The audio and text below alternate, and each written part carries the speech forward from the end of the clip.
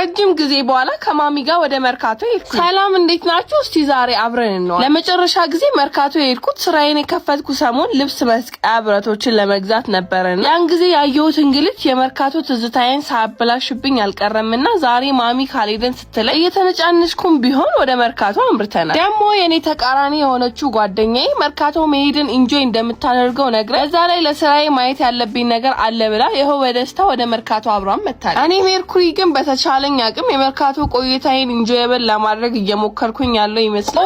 ቆንጆ ኮፍያዎች አግኝቼ ሸምቼ ከናቲ ጋር የመጣንበትንም ጉዳይ ጨርሰን ጾም መፍቻ ሰዓታችን በመድረሱም ትንሽ ስለራበ መብላት አለብን ብለን ቶሎ ከዛ ወጣን። ስለዚህ ጾም ሳነሳ በሚገርም ሁኔታ አሁን 6ኛ ሳምንት ላይ ደርሰናል። ስያሜውም ገብርኄር ሲሆን ትርጉሙም በጎ ታማኝ አገልጋይ ማለት ነው። ስለ በጎ አገልግሎት ሳነሳ ደግሞ ለሙታንሳ ማር ቅዱስ ሚካኤል አንድነት ገዳም ያደረጋችሁትን በጎ አገልግሎት ሳላመሰግን ማለፍ አልፈልግም። አሁንም ግን ካሉባቸው ችግሮች ፋታ እንዲያገኙ ለማድረግ የተለያዩ ስራዎች እየተሰሩ ስለሚገኙ ማገዝ ለምትፈልጉ በሲቢኢ 1044 2598 391 እና በአቢሲኒያ 14 10 29 444 ላይ በኩላችሁን አድርጉ።